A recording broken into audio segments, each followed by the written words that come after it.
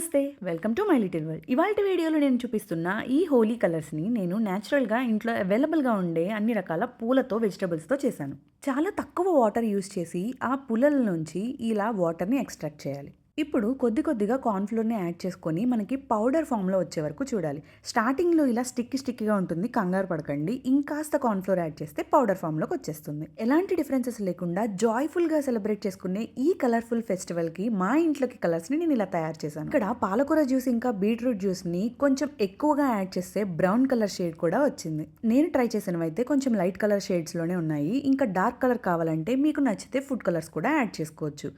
ఈ ఐడియా నచ్చితే లైక్ చేయండి. ఇలాంటి మరిన్ని ఇంట్రెస్టింగ్ వీడియోస్ కోసం subscribe to my channel. Thanks for watching my little world. By.